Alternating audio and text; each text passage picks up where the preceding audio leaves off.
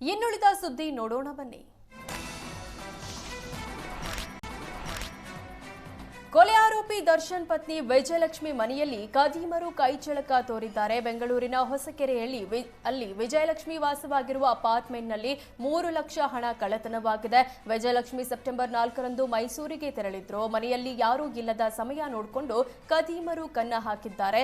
Vijayalakshmi September 7ರಂದು ಮೈಸೂರಿನಿಂದ ಬೆಂಗಳೂರಿಗೆ ವಾಪಸ್ ಆಗಿದ್ದು, ಈ ವೇಳೆ ಮನೆಯ ವಾರ್ಡ್ರೂಬ್ನಲ್ಲಿದ್ದ ಹಣ ಕಳ್ಳತನವಾಗಿರೋದು ಗೊತ್ತಾಗಿದೆ. ಈ ಸಂಬಂಧ ವಿಜಯಲಕ್ಷ್ಮಿ ಮ್ಯಾನೇಜರ್ ನಾಗರಾಜು ಅಚ್ಚುಕಟ್ಟು ಠಾಣೆಗೆ ದೂರು ನೀಡಿದ್ದು, ಮನೆಯ ಕೆಲಸದವರ ಮೇಲೆ ಅನುಮಾನ ವ್ಯಕ್ತಪಡಿಸಿದ್ದಾರೆ. ಜಾತಿ ಗಣತಿಯ ಧರ್ಮದ ಕಾಲಂನಲ್ಲಿ ನಾಸ್ತಿಕ ಆಸ್ತಿಕ ಅಂತ ಬರೆಸಲು ಅವಕಾಶ ನೀಡಿರುವುದಕ್ಕೆ ಪರಿಷತ್ ವಿಪಕ್ಷ ನಾಯಕ ಛಲವಾದಿ ನಾರಾಯಣಸ್ವಾಮಿ ಕೆಂಡಾಮಂಡಲರಾಗಿದ್ದಾರೆ.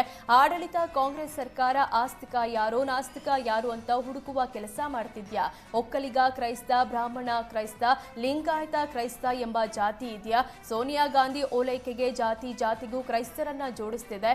ಈ ಮೂಲಕ ಸರ್ಕಾರ ಮತಾಂತರವನ್ನ ಉತ್ತೇಜಿಸುವ ಕೆಲಸ ಮಾಡ್ತಿದ್ದು, ಜನರಲ್ಲಿ ವಿಷಬೀಜ ಬಿತ್ತುವ ಕೆಲಸ ಮಾಡ್ತಿದೆ ಅಂತ ಛಲವಾದಿ ಕಿಡಿಕಾರಿದ್ದಾರೆ.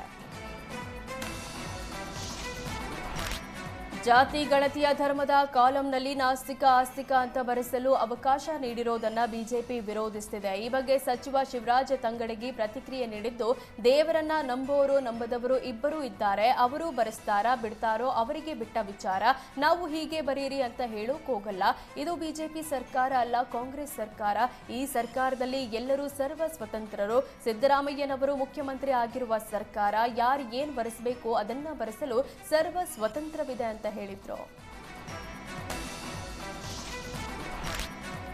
ಚಿಕ್ಕಬಳ್ಳಾಪುರ ಪೊಲೀಸ್ ವರಿಷ್ಠಾಧಿಕಾರಿ ಕುಶಾಲ್ ಚೌಕ್ಸೆ ಅವರು ಪೊಲೀಸ್ ಮಾದರಿ ಗ್ರಾಮ ಎಂಬ ವಿನೂತನ ಕಾರ್ಯಕ್ರಮಕ್ಕೆ ಮುಂದಾಗಿದ್ದಾರೆ. ರಾಜ್ಯದಲ್ಲಿಯೇ ಮೊದಲ ಬಾರಿಗೆ ಪೊಲೀಸ್ ಮಾದರಿ ಗ್ರಾಮ ಎಂಬ ಪರಿಕಲ್ಪನೆಯಡಿ ಪ್ರತಿ ಪೊಲೀಸ್ ಠಾಣಾ ವ್ಯಾಪ್ತಿಯಲ್ಲಿ ಮಾದರಿ ಪೊಲೀಸ್ ಗ್ರಾಮ ಆಯ್ಕೆ ಮಾಡಲು ಮುಂದಾಗಿದ್ದಾರೆ.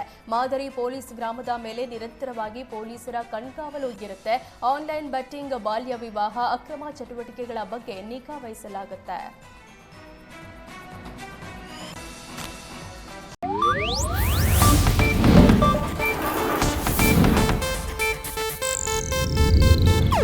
ಇದು ಏಷ್ಯಾನೆಟ್ ನ್ಯೂಸ್ ನೆಟ್ವರ್ಕ್ ಪ್ರಸ್ತುತಿ.